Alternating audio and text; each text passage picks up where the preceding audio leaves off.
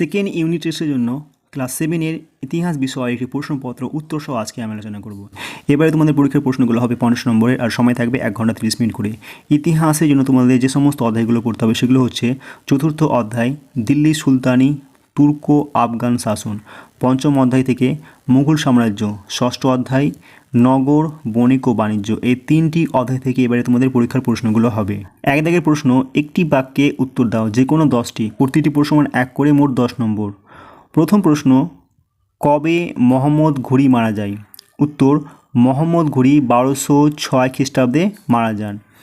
তারপরে ক্ষয়ের প্রশ্ন, আরবি ভাষায় সুলতান শব্দের অর্থ কী? উত্তর, আরবি ভাষায় সুলতান শব্দের অর্থ হলো ক্ষমতা বা কর্তৃত্ব। তারপরে গয়ের প্রশ্ন, কুতুবুদ্দিনের জামাই কে ছিলেন? উত্তর, কুতুবুদ্দিনের জামাই ছিলেন শামস উদ্দিন ইলতুৎমিশ। এবার ঘয়ের প্রশ্ন, দাওয়া কাকে বলে? উত্তর, সুলতানি আমলে ইকতা বা রাজ্য পরিচালনার জন্য যে দপ্তর কাজ করত তাকে দাওয়া বা দিওয়ান বলা হতো। মুদাগের প্রশ্ন, পাগলা রাজা কাকে বলা হয়? উত্তর, দিল্লির সুলতান মোহাম্মদ বিন তুগলুককে পাগলা রাজা বলা হয়। ছয়ের প্রশ্ন, ইবেন বতুতার লেখা ভ্রমণ বিবরণীর নাম কি? উত্তর, ইবন বতুতার লেখা ভ্রমণ বিবরণীর নাম হলো রেহালা। তারপরে 6 প্রশ্ন, জিজিয়া কর কাদের উপর ধার্য করা হয়? উত্তর, জিজিয়া কর অমুসলিম প্রজাদের উপর ধার্য করা হতো। জয়ের প্রশ্ন, মধ্যযুগে দিল্লি শহর কয়টি পর্যায়ে গড়ে ওঠে? উত্তর, মধ্যযুগে দিল্লি শহর মূলত 7টি বা তার বেশি পর্যায়ে গড়ে ওঠে। জয়ের প্রশ্ন, হৌজ শব্দের অর্থ কী? হৌজ শব্দের অর্থ হলো জলের আধার বা জলাধার। তারপরে প্রশ্ন, কিলা মুবারক অন্য কী নামে পরিচিত ছিল? উত্তর, কিলা মুবারক লালকেল্লা নামেও পরিচিত ছিল। তারপর টয়ের প্রশ্ন, চিরাগ ই দিল্লি কথাটির অর্থ কী? উত্তর, চিরাগ ই দিল্লি কথাটির অর্থ হলো দিল্লির প্রদীপ।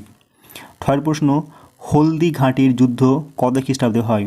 উত্তর, হলদি ঘাঁটির যুদ্ধ 1576 খ্রিস্টাব্দে হয়। এবার 2 প্রশ্ন, শূন্যস্থান পূরণ করো। প্রতিটি প্রশ্ন 1 করে, মোট 5 নম্বর। প্রথম প্রশ্ন, ঘরঘরার যুদ্ধ ড্যাশ খ্রিস্টাব্দে? উত্তর, 1529 খ্রিস্টাব্দে।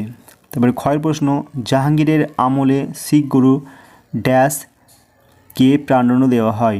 উত্তর হবে অর্জুন দেবকে। গয়ের প্রশ্ন, বিলগ্রামের যুদ্ধ ড্যাশ খ্রিস্টাব্দে হয়? উত্তর হবে 1540। ঘয়ের প্রশ্ন, গঙ্গার 2টি শাখা নদী? উত্তর হবে পদ্মা ও ভাগীরথী।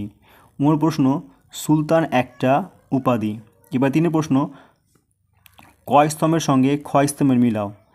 প্রথমে আছে খলিফা, এর সাথে মিল হবে ক্ষয় স্তম্ভের দুর্বাস।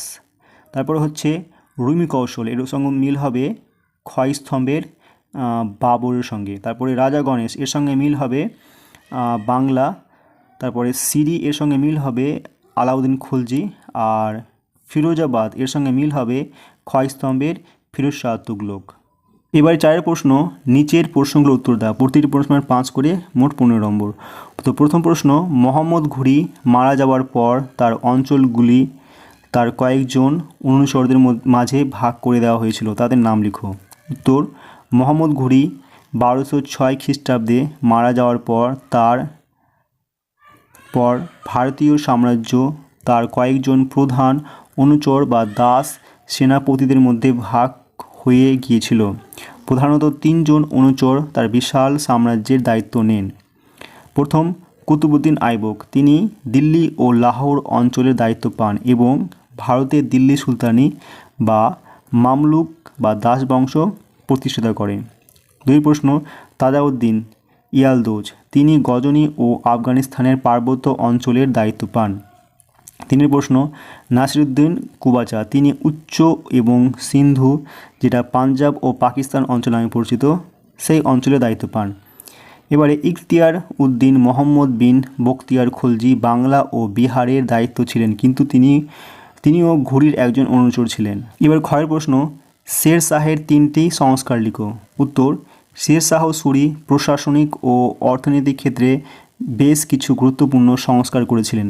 তার তিনটি উল্লেখযোগ্য সংস্কার হলো, প্রথমত মুদ্রা সংস্কার ও রুপিয়া প্রচলন।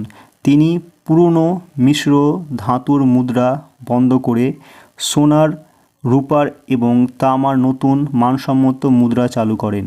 এর মধ্যে রূপার মুদ্রা ছিল রুপিয়া, যা আধুনিক মুদ্রা ব্যবস্থার ভিত্তি স্থাপন করেছিল। 2. ভূমি রাজস্ব ও কৃষি নীতি। শেরশাহ জমি জরিপ করে জমির উর্বরতা অনুযায়ী রাজস্ব নির্ধারণ করেন। কৃষকদের পাট্টা দেওয়া হতো এবং রাজস্ব জমা দেওয়ার জন্য কবিলিয়ত গ্রহণ করা হতো, যা মধ্যযুগীয় ভূমি সংস্কারে বিপ্লবী ছিল। 3. যোগাযোগ ব্যবস্থা ও রাস্তা নির্মাণ। তিনি বাণিজ্যের উন্নতির জন্য এবং সৈন্যদের দ্রুত যাতায়াতের জন্য রাস্তা নির্মাণ করেন। এর মধ্যে সবচেয়ে বিখ্যাত হলো সড়ক-ই আজম, যা বর্তমানে গ্র্যান্ড ট্রাঙ্ক রোড নামে পরিচিত, যা সোনারগাঁও থেকে সিন্ধু পর্যন্ত বিস্তৃত ছিল।